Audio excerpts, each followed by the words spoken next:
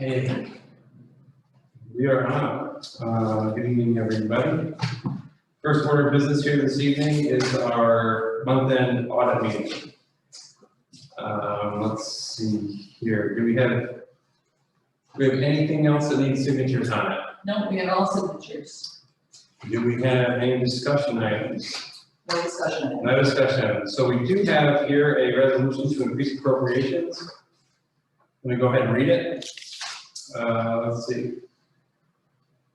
The following resolution was made on July 27, 2021 at a meeting of the town board of the town of Monroe, County of Saratoga, in the state of New York. This is to increase appropriations due to sewer consolidation fees and increased fees for sewer use from the city of Glens Falls. And the motion is to increase appropriations by $10,000 to account GI 8110.4 under sewer contractual. Motion to approve. Seconded. Any discussion? Would anybody have any more input on that we can talk about? I don't think so. All in favor? Aye. Motion carries. Any other discussion items? Okay, I'd like to, seeking a motion to pay the bills as audited. So, Second. any discussion? All in favor? Aye. Motion carries. All in favor? Okay. Anything else on, No, okay. Got it. So seeking a motion to close the audit meeting. So moved. Second. All in favor? Aye. Motion carries. Audit meeting is closed. Okay. Give me just 1 second to pause or turn this off here.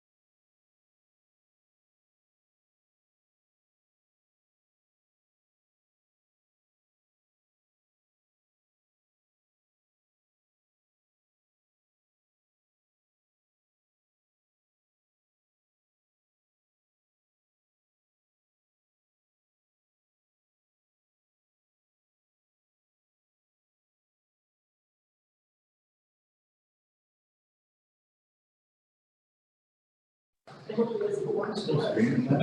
yeah. Okay. Welcome, everybody. Welcome to the regularly scheduled town board meeting of the town of Monroe for July 27th, 2001. At this time, could we please have a roll call? Councilmember Hogan. Here. Councilmember Noonan. Here. Councilmember Van Tassel. Here. Councilmember Donahue. Here. All right, would we stand for a pledge of allegiance? I pledge Allegiance to the flag of the United States of America, to the republic for which it stands, one nation, under God, indivisible, with liberty and justice for all. Okay. So first order of business here would be the approval of minutes. We have 4 sets of minutes. June 29th, 2021, for the public hearing on our solar law, which at this point is not law 1 or 2. I guess we could call it solar law number 3. Or solar law 3. Was everybody present for all of these? Can we do them all at once, or do we need to do them separate? I think they're all present. Okay, so let's take them all together. It would be for June 29th, 2021, public hearing for solar.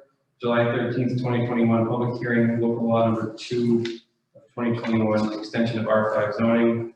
July 13th, 2021, public hearing for water district consolidation. July 13th, 2021, the regular town board meeting. Seeking a motion for approval of minutes. So moved. Second. Any discussions or corrections that need to be made? Okay, so, okay, all in favor? Aye. Opposed? None opposed, all in favor? Motion carries. Okay, second item, setting future meetings and workshops. The public hearing for our solar law closed this past Tuesday. The comments are now being compiled, and I feel at this time we should probably schedule a workshop sometime in August to discuss our findings and any other business that would come about with a solar law workshop. Anyone have any particular dates they would like to throw out to check or to schedule that for? 26th at 6 p.m. works for me. So August 26th at 6 p.m. Current time, that would work for me. Hogan this time, I will work for me as well. Okay, Sounds good. all right, so we'd like to, do we need a motion on that?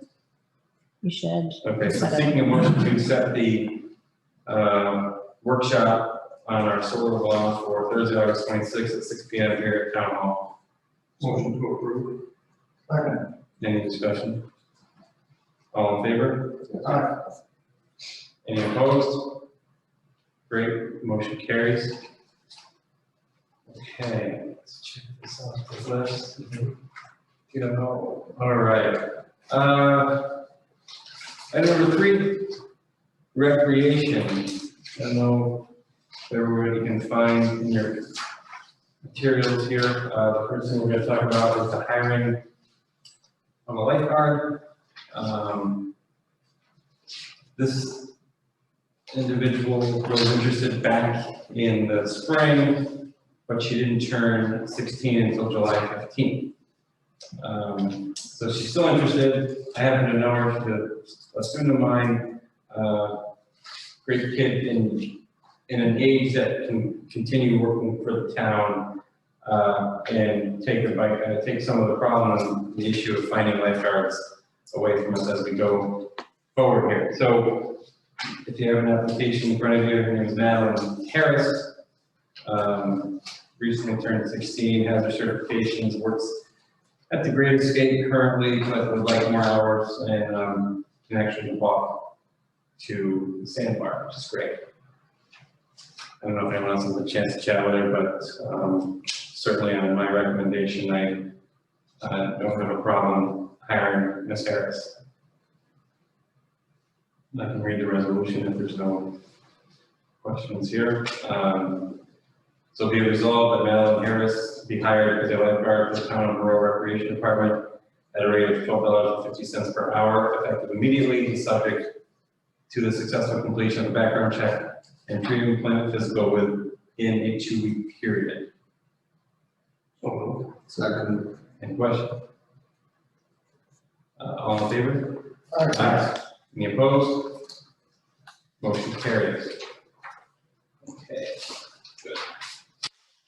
Let's see, second item of business here for rec. We have the Empire City Soccer agreement with the town of Monroe. I know registration, they're looking to get this started as soon as possible. Everyone's been provided with a copy of this agreement. There were some highlighted changes at one point. If you had any question on those, they're on page 4, it looks like. Carl, is there anything specific that we should talk about with this item? No, I reviewed it and I went over everything, as long as we were all fine with the changes that were made, we just need to hurry to sign.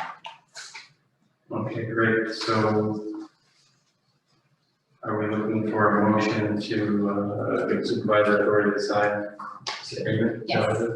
Seeking a motion, giving the supervisor authority to sign the agreement with Empire City Soccer for our 2021 fall, for our 2021 soccer program. So moved. Second. Any additional discussion? All in favor? Aye. Motion carries. Okay. We're down to the highway department here. We have 2 items for highway. First item for highway, the superintendent is looking to purchase gasoline. I believe he's probably gone through the proper procurement procedure. It looks like we have one vendor, Lowell Manitoba Group. It's under state contract, number PC 68456. He's looking to spend $15,000 out of account paid from DB 5142.460. There's currently $32,615.65 in that account as of 7/1/2021. This item is included in the current year budget. And the budgeted amount for the current year is $72,320.72. So seeking a motion to approve this purchase request. So moved. Second. Any further discussion? All in favor? Aye.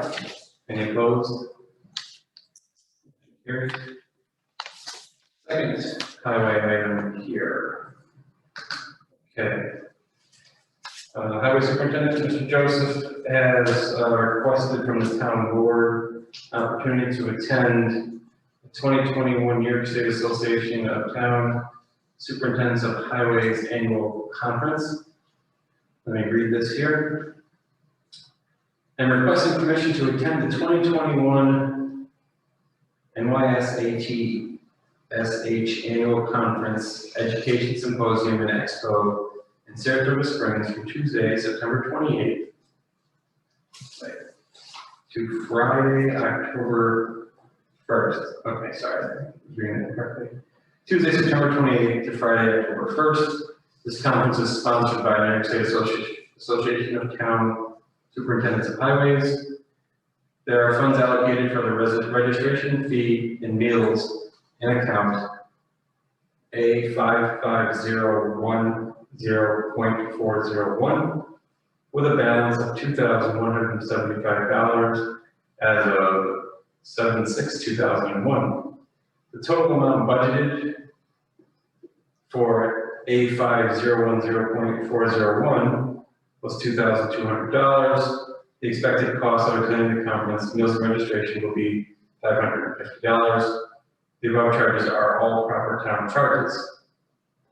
If you should have any questions regarding the above, please feel free to contact me at my office, signed Paul Joseph, Superintendent of Highways. So we're looking for a motion to approve payment of $500 cost of payment not to exceed $550 out of account A5010.401, so Paul can attend this conference. So moved. Second.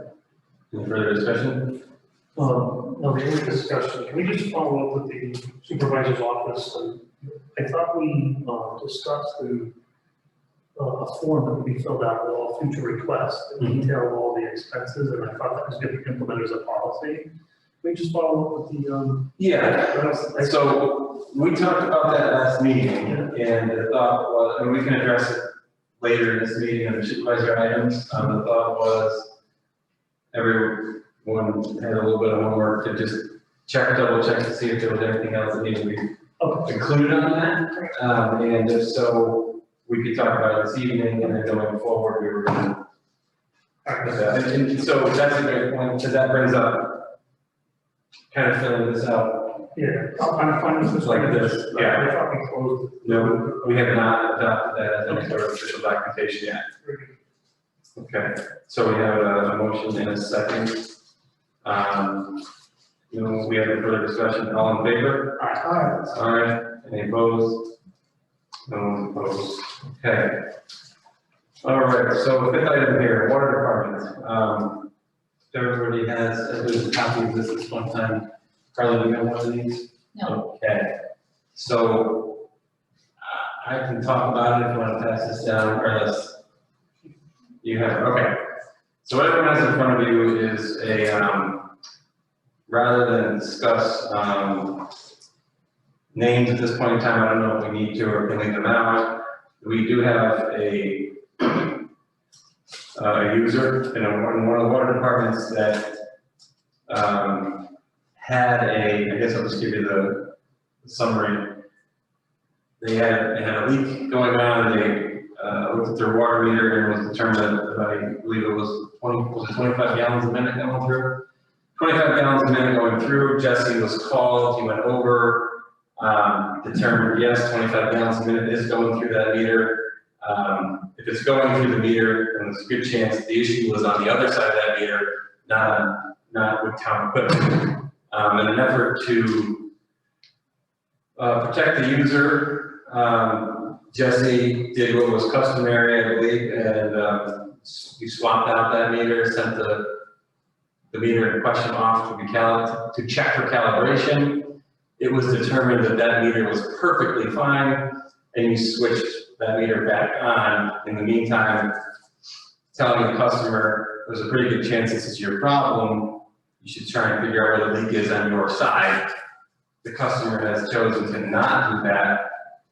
The leak is still somewhere on the other side of that individual's meter. There's still 25 gallons a minute going through that meter.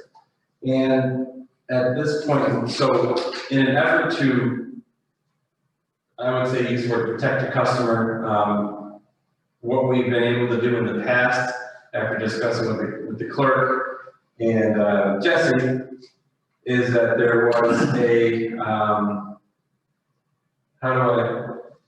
let's see, what do I want to use for a modified billing agreement. If in fact there was a problem on the town side, we certainly wouldn't want to be overcharging this user. So the individual paid certainly a smaller amount, but the fact of the matter here is they paid $808.96 on a different meter. And Jesse says he's going to explain it a little bit better in a second, but the reality, the real numbers here is at this point, this user owes $10,711.85. So So we're kind of here to have a discussion, about this. So we're all on the same page. Ask Carl any questions anybody might have about how to move forward. If there's gonna be legal issue or concern on our end. I don't know if I hit it right, but, if you wanna add. What we did was originally, the user had large consumption one month and real large consumption one month. So we brought that to his attention and felt that there was a leak in the system someplace. And we looked for it. We did leak detection twice. I did it, and once Christian that works for me did it. And nobody seems to be able to find where this leak is, but yet the water's running through this meter. So the question came up because the meter that was on there was calibrated retrofit head. Is there a possibility that there could be a problem with it? Could it have jumped calibration somehow? So in order to find that out, we recalibrated another retrofit head, we put it on there, and we found that it was running at the same rate. We looked for the leaks, we did everything we could, and then finally we decided we had a brand new meter in stock that we took down and we put in, and when we put this new meter in, it was running 25 gallons a minute. And we just couldn't seem to, we kept trying to please the customer as far as making sure that all of our equipment was working properly. And it was. So what we did over this, it was actually about 3 or 4 month period that we did this. We finally sent the meter out to have it tested and found out that it was 100% accurate. What had happened was the meter had been sitting on the shelf the new meter had been sitting on the shelf since 2016. So the question came up, how do I know this one's good? So we tested it, put it back in, it's 100% fine. It's running over 25 gallons a minute, which is 36,000 gallons a day. And it's just adding up. So, you know, it's up to the board how you want to handle it. But what we did was in the meantime, we estimated it as to what their normal usage would be. And they did pay that normal usage, those bills and everything as to what it would have normally been. But in the meantime, you've lost probably 3 or 4 million gallons of water. So the determination is what you want to do with it.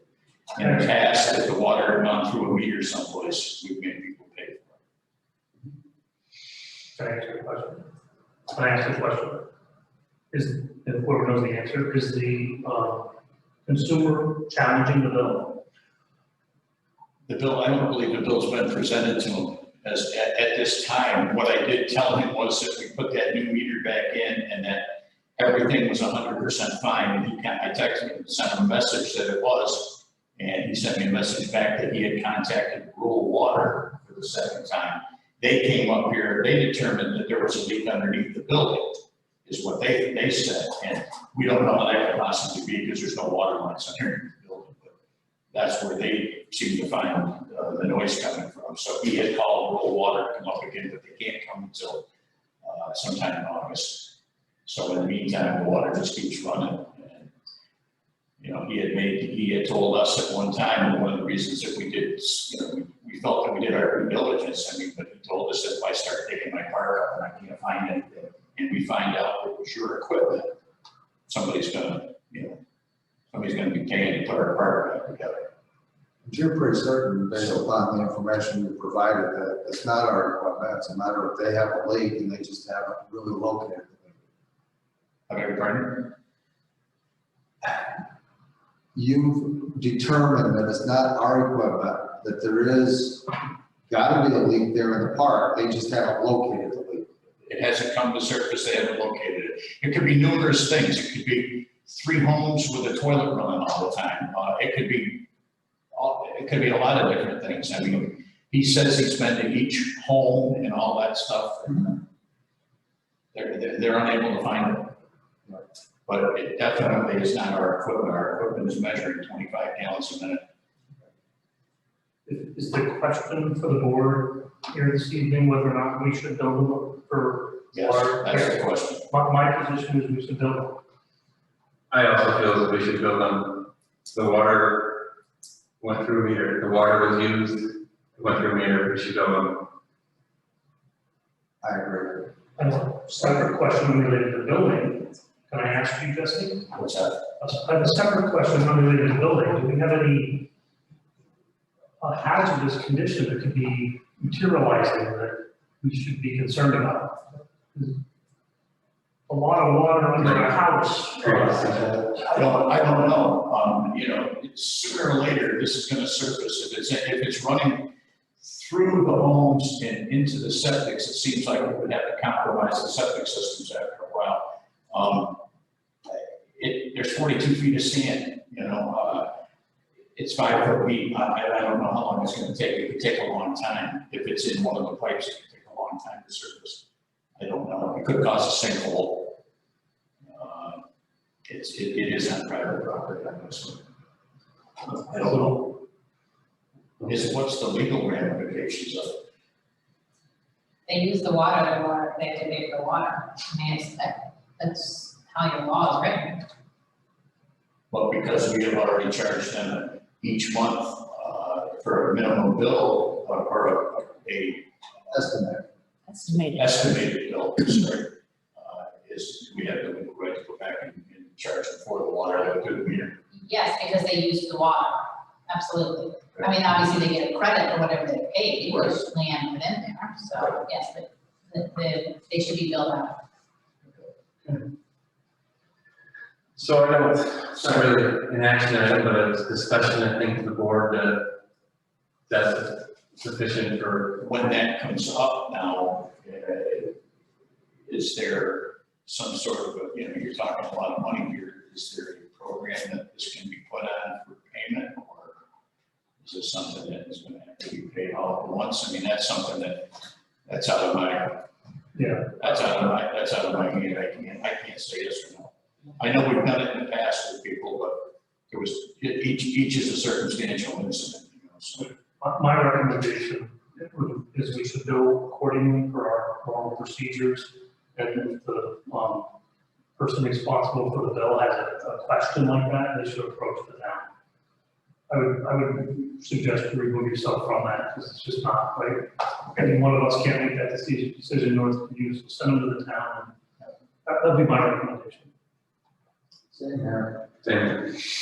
And I appreciate you did everything you did to protect the property owner, in that situation, so, I know if it was my home, I'd be digging just to try and find that leak. So it's still going on, correct? Still going on. Okay. Not really an action item. Are we, have we supplied, everyone sufficient, with this? Yes? Okay. All right, great, thanks, Jesse. Thank you. Thank you, Jessica. Water department done, let's see here, number 7. Town clerk's office. So, number 6 here, the town clerk's office, we have a resignation letter for, from deputy town clerk, deputy registrar, deputy receiver of taxes, Jill Bennett. She would, she's tendering her resignation effective July 31st, 2021, after 3.5 years of employment. She states she's grateful and she's looking forward to the skills she learned at her future opportunities.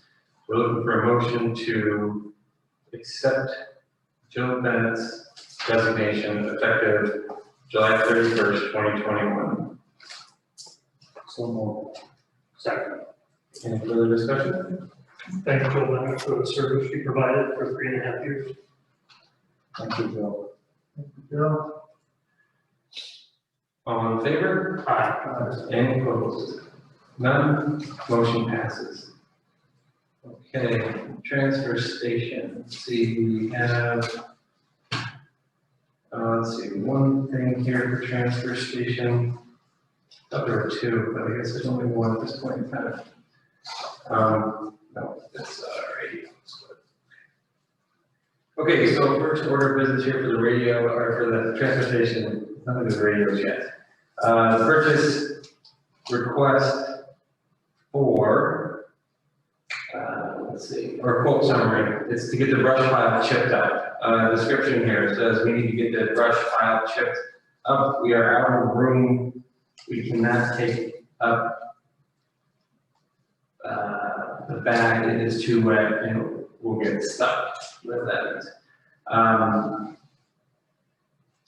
So I guess there were some folks approached wood waste reduction.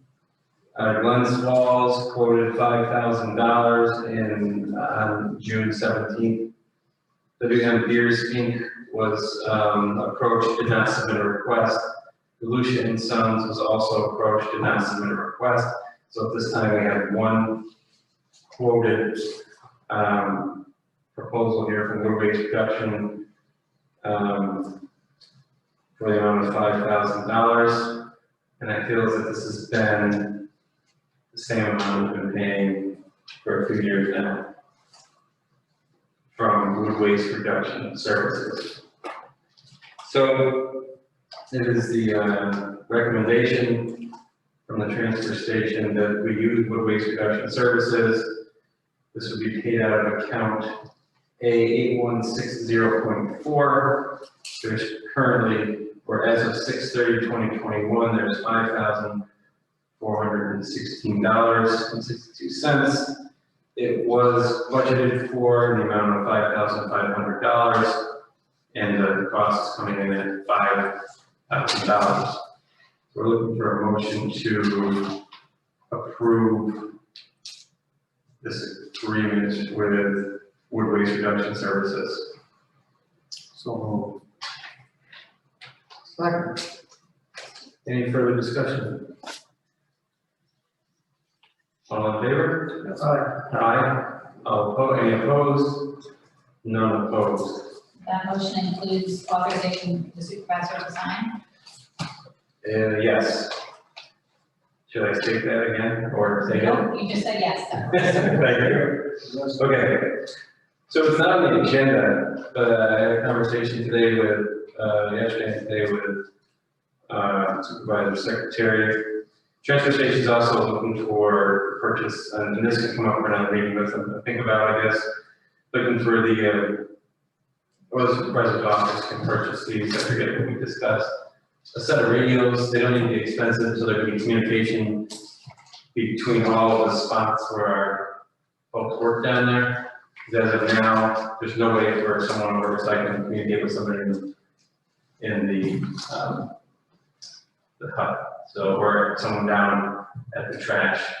So you might see some paperwork coming your way about some radios that can be purchased and something, yeah, like a walkie-talkie type thing that can be stuck on a charger, just just communicate back and forth. Should be less than $100. Okay, just want to know if that's coming. Okay, moving on, item number 8, Medicare reimbursement. Former employee, Linda Blackburn, reached out to Jeffrey Cruz regarding her Medicare reimbursement. In the email, I'll just read it. This comes to my attention that I'm not eligible to receive reimbursement on my Medicare Advantage health plan. I turned 65 on March 2nd, 2021. I wasn't aware that I had to request this reimbursement until recently, and a resolution was needed. Please accept my request to be reimbursed starting from 3/2/2021 to the present. Thank you in advance for your prompt attention to this matter. So we've handled this differently in the past. 1 year, I believe we did a blanket agreement to reimburse anybody that had retired in a certain window of time. And I think in the past year or so, we have been approving them in one-off requests. This is another example of a one-off request.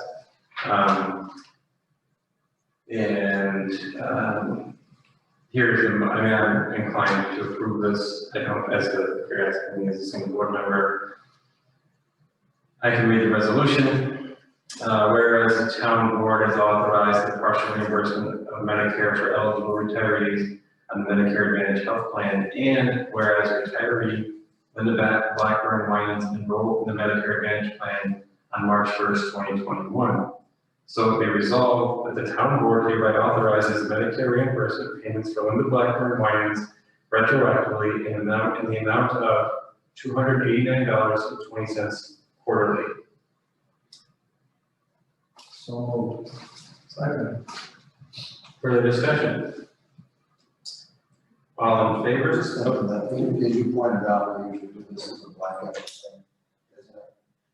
Basically, that anybody that might be eligible at the start of the year would be covered under that, and then as they become eligible, they will do the resolution. Is that how it normally works?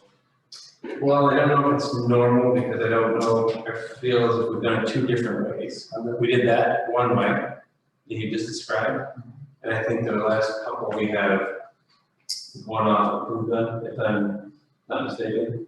That's my recollection. Yeah. So.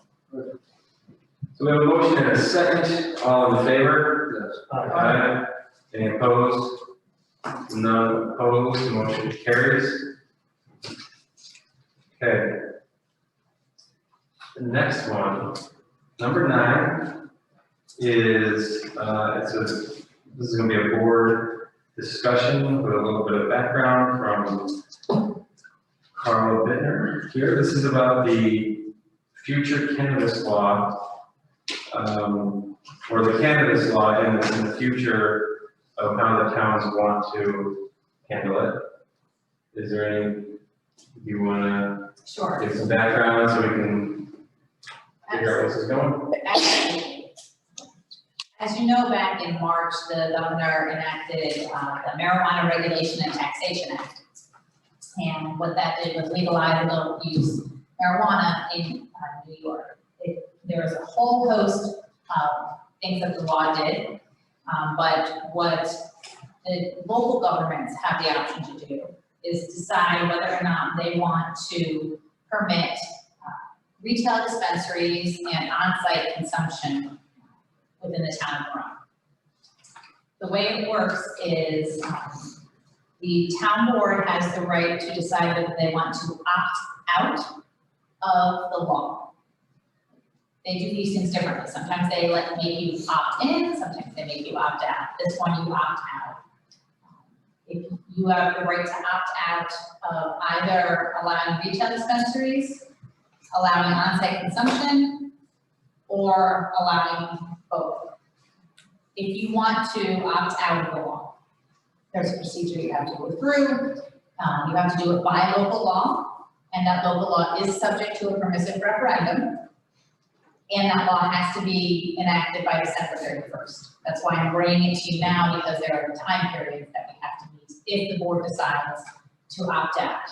It's not a decision that needs to be made tonight, but I wanted to bring it up to you to put it in the forefront of your minds. One of the things that you need to know about the law is the way it financially affects the town of Monroe. So there are obviously taxes on these, just like there's taxes on alcohol. The taxes are split up. It's a 4% tax, excise tax. And it's split up, 25% of that goes to the Saratoga County, 75% of that goes to the town. And the village, if the dispensary or retail establishment is in the village. If it's in the town gets 75% of the 4%. If it's in the town and the village, and you don't have an agreement to the contrary, you split that 75%. So that's the way the law is written right now. If the town wants to opt out, like I said, it has to do so by local law. If the town doesn't want to opt out, it does nothing. The only thing that I need to caution you about is that if you don't opt out by the end of the year, you can't opt out in the future. Right. But if you opt out by the end of the year, you can always opt back in. I'm thinking that may change, but as the law is written right now, If you want to opt out, you have to do it by the end of the year, otherwise you're precluded from ever opting out again. So I just wanted to throw it out there. I did send you some information on it. There's actually, just like the State Liquor Authority, there's the Office of Cannabis Management that has been created. They're in the process of putting together regulations. This really just says, does the town of Monroe want to allow retail dispensaries and on-site consumption, not household, but on-site consumption within the town? You can't decide whether you want to allow folks to use marijuana, that's legal. You can't issue licenses on that, that's not your prerogative. Your prerogative is just, do we want these here? Yes, if we do nothing. If you don't, then you opt out. You opt out, you don't get any of the excise tax. Can I ask you a question? Absolutely. Like other businesses,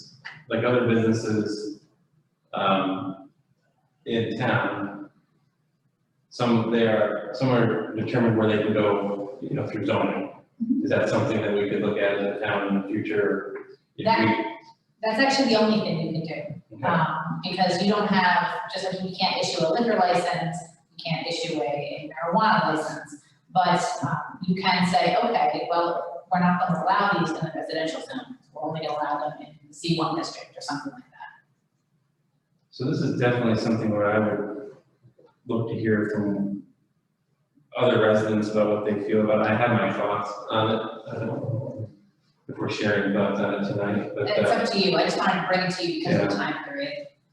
Yeah, I mean, I can be, a good conversation and discussion can, move me one way or the other, and I can get behind certain ideas, but I don't like the idea of passing up the tax benefit of having a dispensary in the community, because the towns around us who may or may not do it, if people are gonna pass through Moreau to go to Corinth, or if people are gonna pass through Moreau to go to Fort Edward or Hudson Falls, and then drive back through and go home, I don't have that. I would like to be a part of some of those taxes. Outside consumption, that's a little bit different. I mean, there's some science there that I think no one's gonna claim to know all the answers on. In terms of, once in your system, your impairment and issues like that, that's more on law enforcement. But I personally, at the current time, I'm not opposed to a dispensary in town. But on-site consumption isn't something that I would be a fan of, just not knowing, ultimately the details of how it's affecting people. You're gonna consume and then get behind your car and drive down Route 9 in not the best state of mind. I know people go to bars and they have drinks, and that's obviously also a problem. But I don't want to compare to my altering substances as the same thing. So I think they're different and they should be treated differently. But I would not want to pass on the opportunity to earn tax revenue from sale. Those are my thoughts.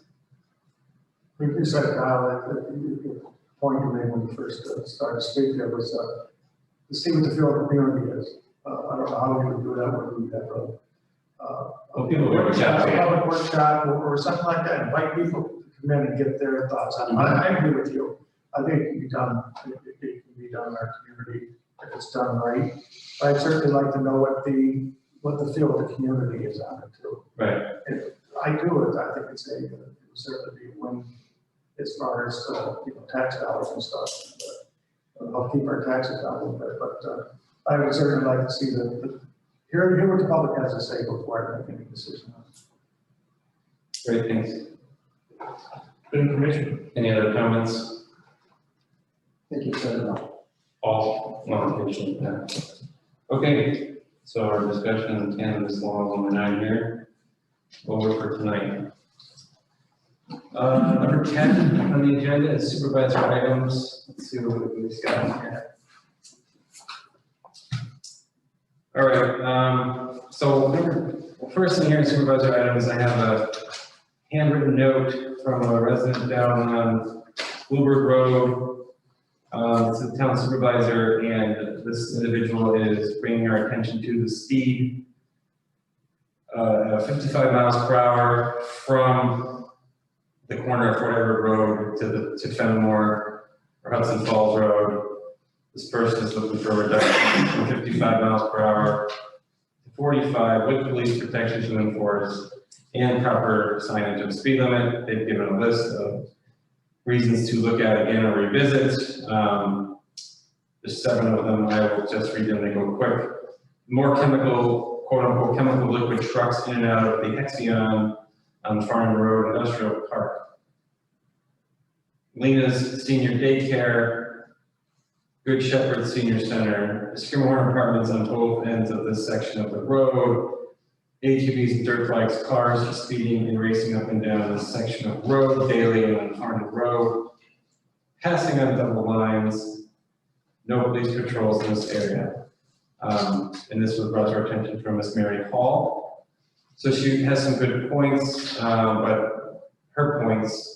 I know, and I have some notes in here from previous board meetings, let's see, on January 30th, 2019.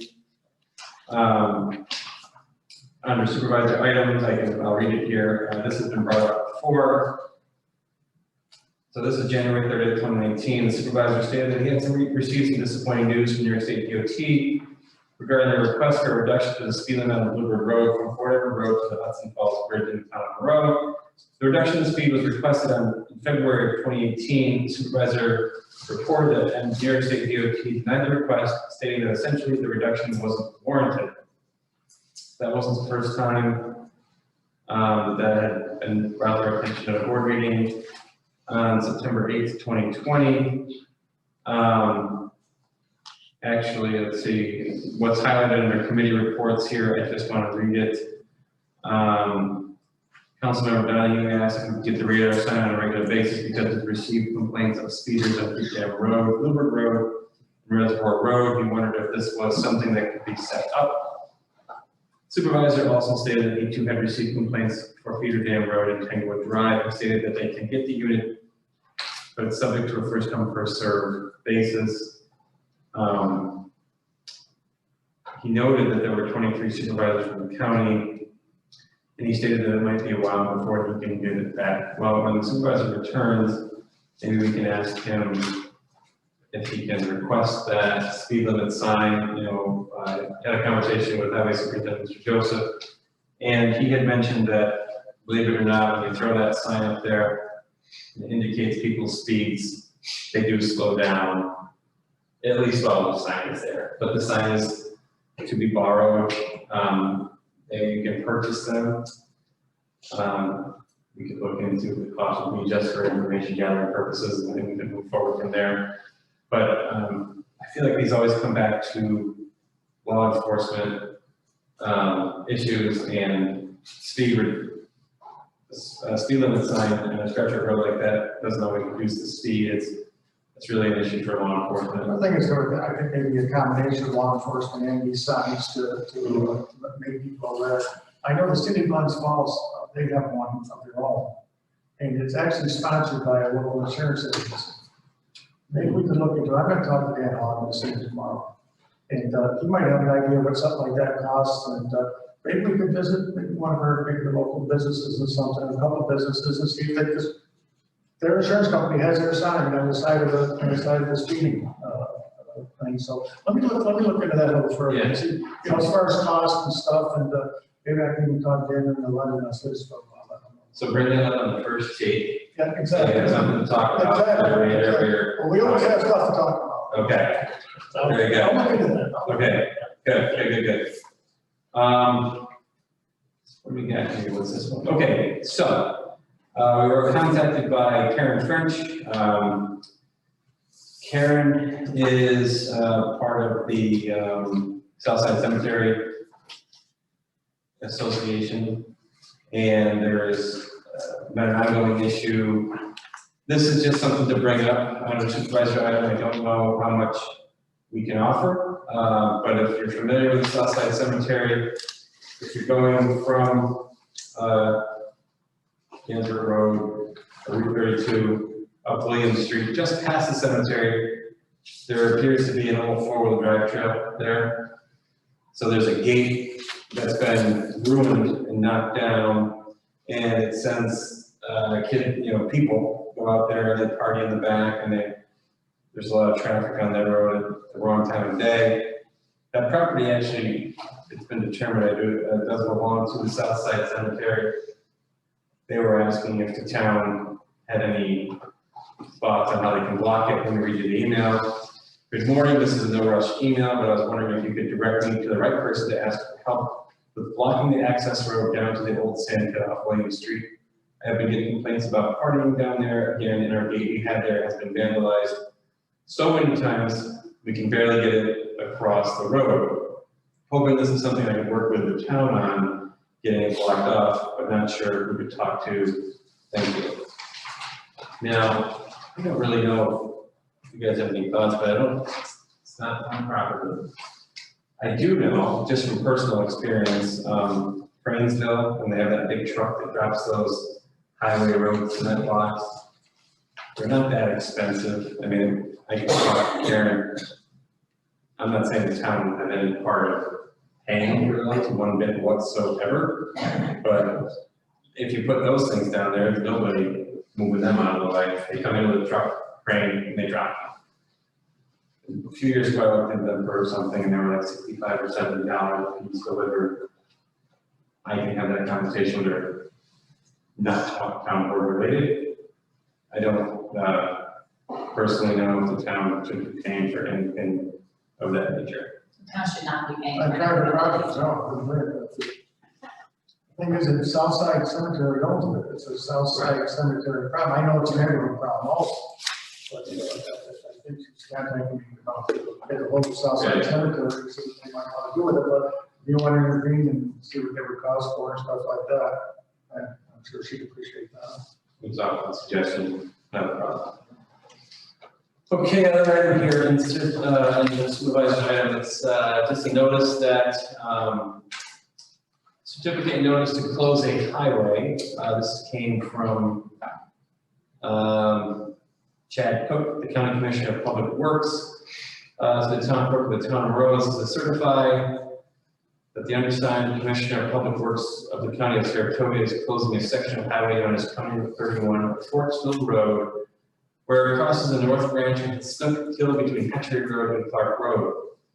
Only local traffic will be allowed access. The road will be closed beginning Monday, August 2nd, 2021, until approximately Friday, October 22nd, 2021.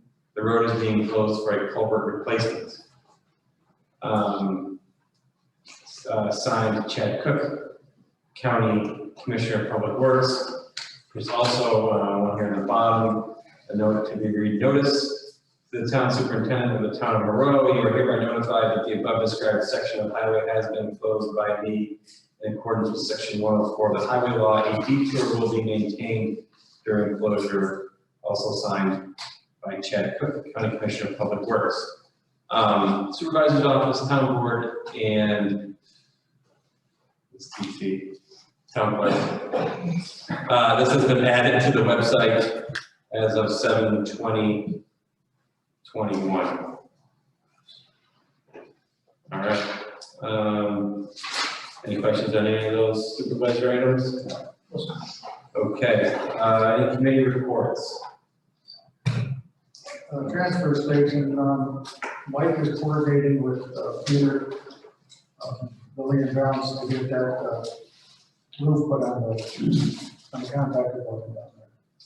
We're gonna work together on it and get the materials and get it done, so things are rolling down there. I don't know what the rec department, but I saw the pictures today on the that Peter sent us on the lining that they did down there, the new playground down there. It looks good, it looks good. They got one-way signs up and stuff, we had to take it right down there. So, those guys always do a good job down there. It looks pretty nice. Okay. Personnel committee, we obviously are all aware that we have some open positions. We've got 2 or 3 open clerk positions. We've got a full-time position at the transfer station. We got a labor position in water. So on the website, Lisa last night put a big radio button on the homepage that directly points to the sub-page of all the postings. I strongly encourage every board member, I know I'm gonna do it, every department head to share that link with anybody and everybody you know. I just think if we spread the word, there's a lot of good positions out there. That's pretty confident stating that if we keep doing what we're doing, we'll get the same results, and those aren't good enough, and getting enough applicants in. So I just encourage every board member to think about if you're comfortable posting it out and sharing it as published on our website. So that's just a plea from the personnel committee to continue to help. I believe we also exhausted the list on the clerks, for the clerk's position, the multiple clerk's positions. So I think, I don't know if we need a resolution or not, I think we can go ahead and advertise now. The list was 2 and 1 is withdrawn and the other we're going to interview. We've interviewed 1. So anyways, is that a resolution we need to have her? To have her do that, yes. I present a resolution authorizing the clerk to publish the help wanted advertisement for specifically the clerk's position. I ask us to, in that publication, also note the website that would point them to all the other great job opportunities, so we get double bang for our buck. Second. We have a motion, second, and further discussion? Do we need to elaborate on what the clerk's position entails, or She'll include a job description published by the because the information that are already on the website, so it's not a copy essentially? how do you normally do that? Yeah. We just recently started putting job descriptions on the website, so I'll have to get that from Jeffrey, but I can get that and he'll get it from the civil service. Okay. So when I'm advertising though, am I advertising for several clerk positions? Am I going to put it out there that they're looking for several clerk positions, Yeah, correct? I mean, you know, we know that yours, the one you have open is an appointed position, but that one we want to specifically call out. And we have other clerk positions, either multiple or we can name them. Okay, We've got highway. and I do let people know that they're civil service positions, correct? Yes.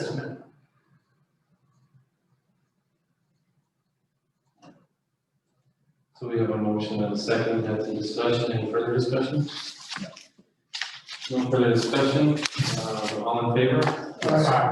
Any opposed? No opposition? Staying on the personnel committee, just one more thing. I spoke with Lisa and Jeffrey about it, I don't actually know whose responsibility it might be, but I would also encourage us to figure out who that person is. We should start trying to take advantage of some of the free job posting sites. I know that they publish in the Post-Star, they provide as part of the service publishing the job boards, but I know a lot of entities, including the one I work for, we get a lot of success out of it. We happen to use the paper, but there is a free version of Indeed as an example. And again, back to the comment of, I believe that we need to start doing things a little bit differently, maybe more aggressively to draw applicants in. So I don't know if we can ask the supervisor's office to see if they can work through that, if that's a reasonable request. I got a nod from the attorney. It's fine. Okay, fine with her? Absolutely. Sounds like a reasonable request. Okay, great. If you want to talk to them. I will, yeah. Any other committee reports? Yes. So for transfer station, going back to that, I was informed this afternoon that there was a flat tire on the loader, the payloader. We were informed about that, that it probably needs on the tires because they're bald. Because of rust issues, it's going to need some rims.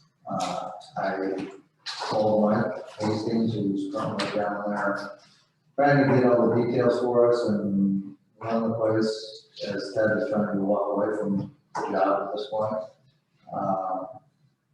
That we're gonna need some, estimates, some proposals from at least 3 different entities, or at least try to get those proposals. But right now, I think that from what he said, is probably we can do an emergency repair on this tire, get it patched, but that we really need to look at what we're gonna do with this machine. They're telling me that the amount of rust on it probably isn't long for this service. There's, you know, we need to think about an upgrade for that. Needless to say, that's gonna be worked on, and we'll have more information hopefully in the next week. The other thing is, down the wreck, we had more windows than last night. Somebody went in, broke us, kicked in another bathroom door, and broke some more windows on the pickup truck that's down there. The same pickup truck or? Same pickup truck. So it's the same kind of person, the kids group? I suspect, Lord knows, but I suspect. But, and thinking along those lines and having talked about getting cameras down there, things are still in the works with that. We don't have anything solid as far as, what the cost might be, how many we can actually do, but hopefully by the next meeting we'll have that information. So, Peter had sent out an email about some of the good things going on at the park. You know, the basketball camp is going well. It's 4th week, I think he said. The nature trail walks, that's going well. And several of the softball tournaments that they posted down there, or we, you know, had there, those have all gone well. There's another one this weekend coming up. I know the Northeast Hurricanes, they've been playing ball down there, and things are going well with that. There was a huge request this weekend in the whole region hosted by one organization, and one of their sites was our park, and I stopped down over the weekend. It was pretty awesome to see all the baseball fields being used, all the softball fields being used, all the flat fields being used for lacrosse. It was firing on all cylinders, it really was. And I know the staff trying to drive the puddles are doing a heck of a job, doing the best they can. They had to have a couple field closures early in the mornings, but for the most part, have been on it and doing a heck of a job, keeping everybody happy. Just real quick comment, so, disc golf also is getting a lot of traction. In the rain and in the sun, they're down there playing, we've got multiple people playing every day from what I've been told. I saw them down there, so that's going to continue to be a good amenity, yeah. Right, yeah, the disc golf popularity is, if you're not aware, the popularity of disc golf is going through the roof at this point in time. You know, helps, so it's already listed on the website that avid disc golfers use, so people that are driving off the Northway, oh, there's a new course right here in this town, let's get out and play it, you know, and I foresee some big tournaments actually, maybe next summer, depending on what we can do with that course. Glens Falls just had a very successful one, and the designer of that course designed our course, and he's going to continue to design free of charge. I may add, he did that on his own time, and he spent the time to do that. And it's, you know, it's more technical than you think, and he was able to pull it off. So I think that's an amazing thing that's happening down there. Any other committees? No. Okay, so item number 12 here is where we get to hear from our folks from the public. This would be our privilege of the floor time. Anybody who would like to speak to the board, please approach. We have, this is our second meeting where we've got privilege of the floor. Some simple reminders here, privilege of the floor is a 3-minute time window. Is it 3 or 5? 3. 3-minute time window, and so we can let others speak as well. We can go that route. Anybody like to approach the podium here? Hi, Ms. Wadsworth, how you doing? Doing good, and I thought it used to be 5 minutes. 5 minutes for public hearing, Oh, 3 minutes for a public meeting. Okay, well, nice to meet you all. I've spoken to you a couple times, I still got the same issue that has affected me a couple years ago. I'm here to present, so a couple of you heard me repeat this, but I have to repeat it again so the public can hear me. And understand that any property owner in the town of Monroe needs to take their survey or any documentation that they have of their property and frame it, put it in a safe deposit box, do whatever you have to do so that nobody can come in, reset your lines, or have an unqualified surveyor come in and do a survey that did not do a complete deed search to state where a property needs to start from. With this survey not doing a complete deed search has cost me a lot financially, through the courts, through my family, my children, stress, my husband, because it was corruption, bottom line.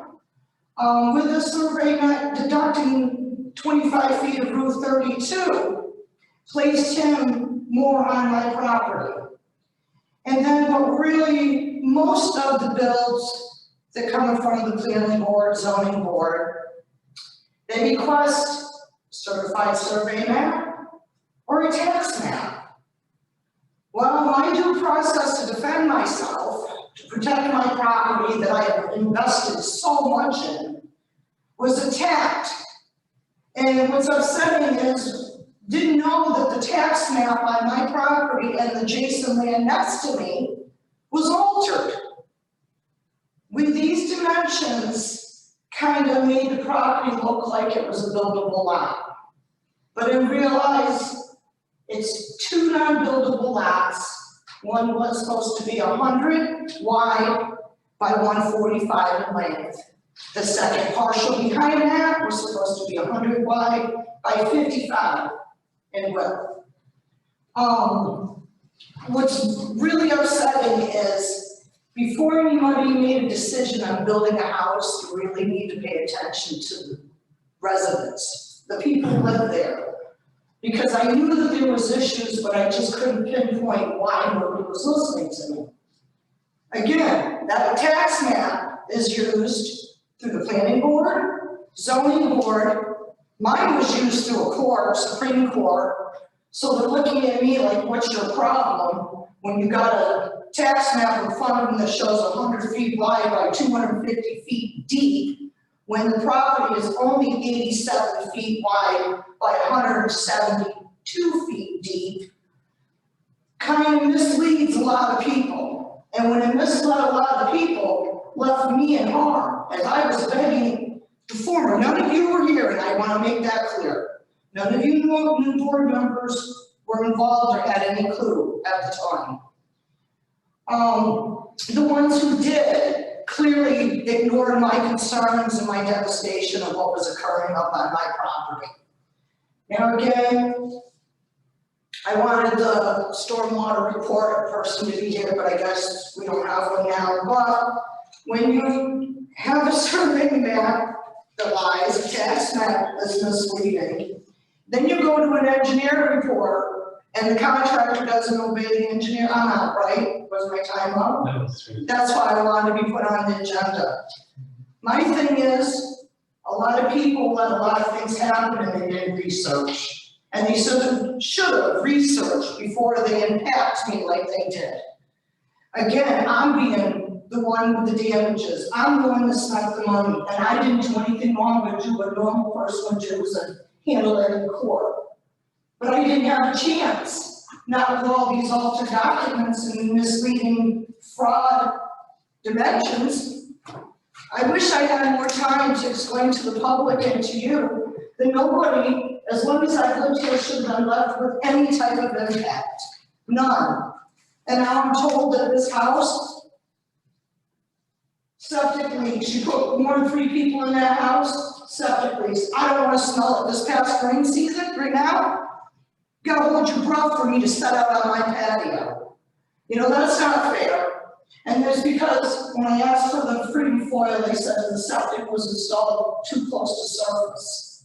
I asked for a video of a septic to be installed, there's no septic videos down here. The only pictures you have is the ones I've taken.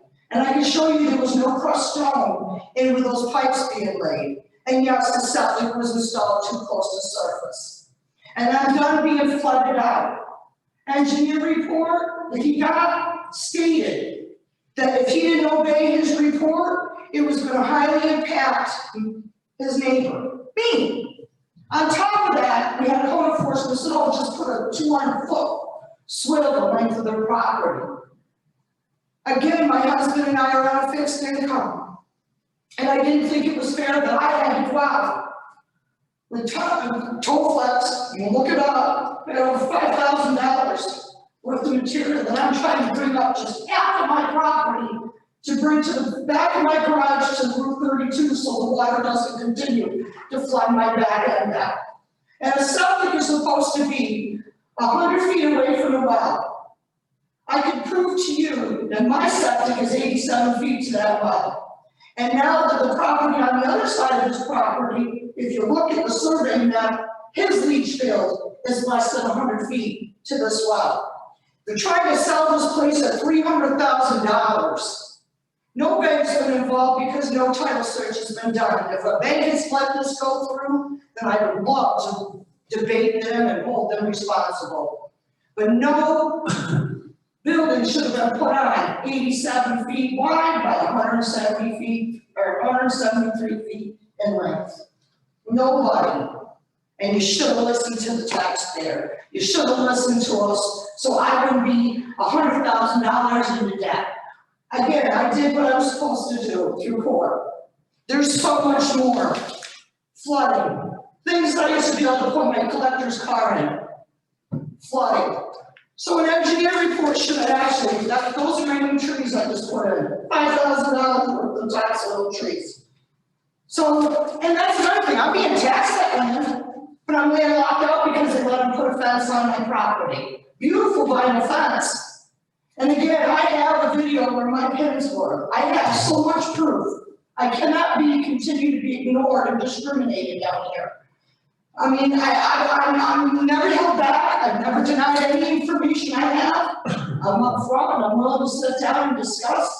But I should have never been left with all this impact on me on top of dealing with cancer and trying to survive that way.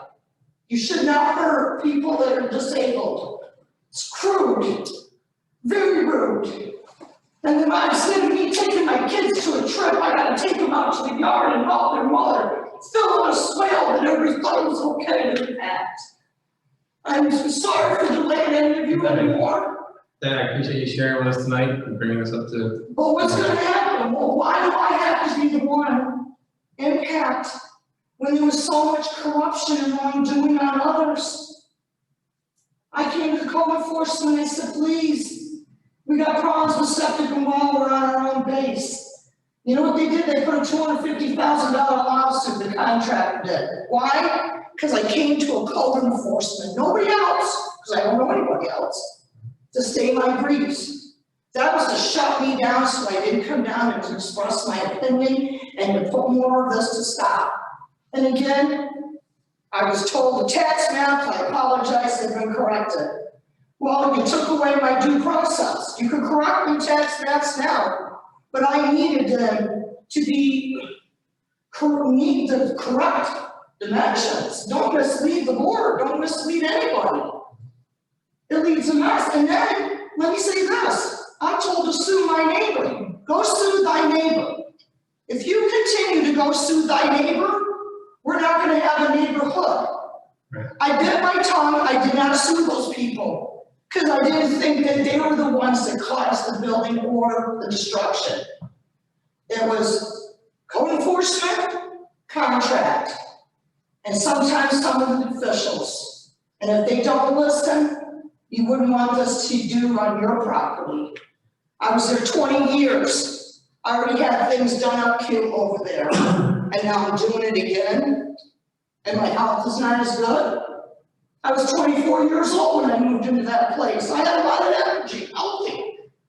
And I know some of us have talked to you about that at the house. And I am grateful. Anybody else who wants to reach out to Chad and Spotswood, please do. Anybody wants to personally Right, pull me aside and tell me how do I get over this? How do I correct this? How do I have to fix this?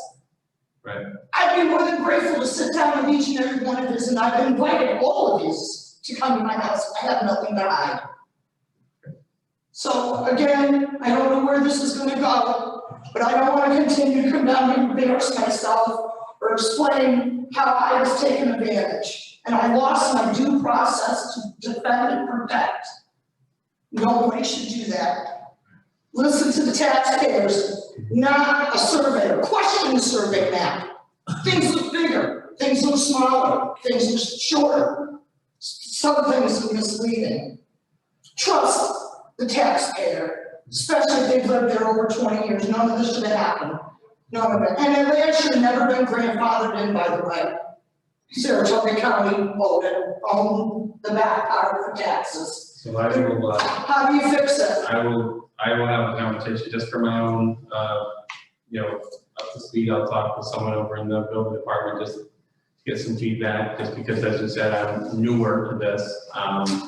And at this point, though, I don't know if there's anything else that, Well, you know, when I came to the code enforcement, this is what's upsetting. You guys set codes and you were supposed to obey, and then I just seen about the fence. If they're not in violation, you take on authority that you need to correct that. I come down in front of the zoning board in front of Joe Patrick, and I have it in a statement. Can't help you. We don't go after code violations. So does that mean anybody can do whatever they want to do? Got it in a statement. We don't handle code violations. Who does? right, Been waiting patiently to go over that house up there, very patiently. Joe Patrick is no longer employed by the town. right. No, Joe is not, thank God. Because it would have been more harm if it was town building the highway garage. When this was being built, that's the same time they were up there doing what they wanted to do on my property. That's where Joe was. Not here supervising all the damages done here. He was up there taunting my place. Thank you for sharing that. And I'm not trying to I be have a problem. disrespectful to you. No, I understand that. We don't have a problem necessarily. It's been about 12 minutes, probably went by like that. So I was, if you can send maybe some emails in to some of the folks here for further discussion, that would be great. If something comes up. And you gotta obviously, say this didn't happen, my court was this happened 2009. My court dragged on until 2014, and then 15 was my cancer. 16, I was back in the hospital. So, I did what I had to do, but why did I have to get the expense of it all? Why did I have to endure it? So if you guys can all talk and work something out, how can you stop Angela from coming back down and then being, I can't even do anything on my land? And the power line to that place, by the way, Carla, blue. Why? Because it's in a water runoff area. The well water is right there, less than 100 feet from my septic.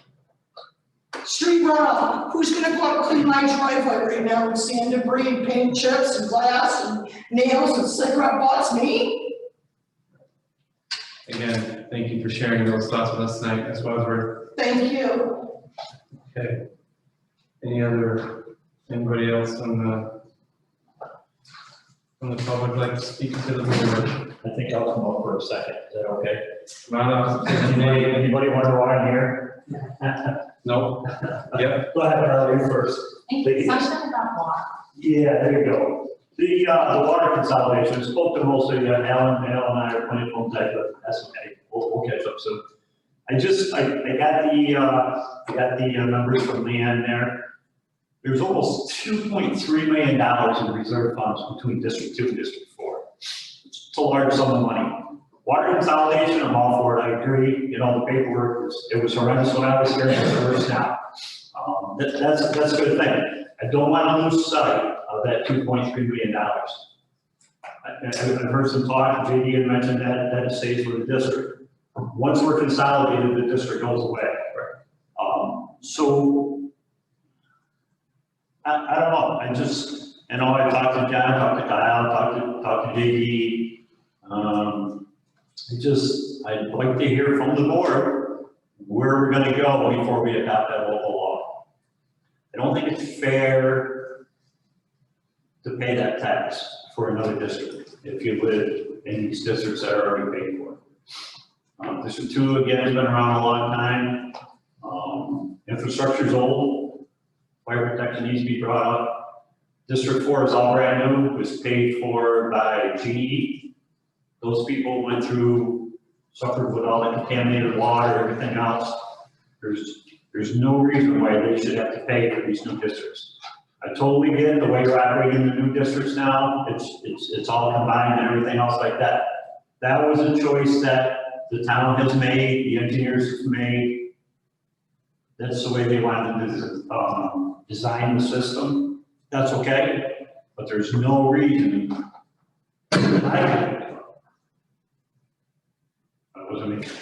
Between District 2 and District 4, why they should have to pay that debt. You know, we pay our users fee. I'd like to see some workshops, I'd like to have some more input on it. I'm glad to work with anybody on it. I think everybody needs to be treated fairly. And if you consolidate this thing, which is, again, it's fine, I totally get it. But if you consolidate and make the people pay a debt that they didn't create, that's wrong. So I gotta say. Thank you. Thank you. You have 35 seconds. Oh, Now I owe you. Oh, no. what about that? Let me look and see if there's anybody online here.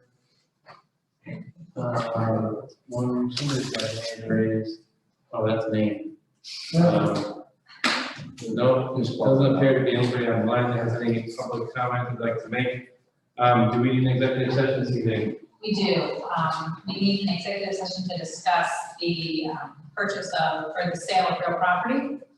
And I'd like to give an update on the Erie litigation. Okay, And I think you named one for personnel. okay, so I'd like to seek a motion to go into executive session to discuss the sale of real property, an update on the Erie litigation and personnel matter. So moved. Second. All in favor? Aye. Any opposed? Okay, we're going to executive session. Can I ask a real quick question? Is there a building moratorium on apartment buildings? No. There's not. No, that was gone a while ago. Okay, all right, thank you. Okay. All right. Thank you. Thank you. Good night, thank you. I'll catch up with you. Yes, please, I'll try again. All right, thank you. You guys are out here.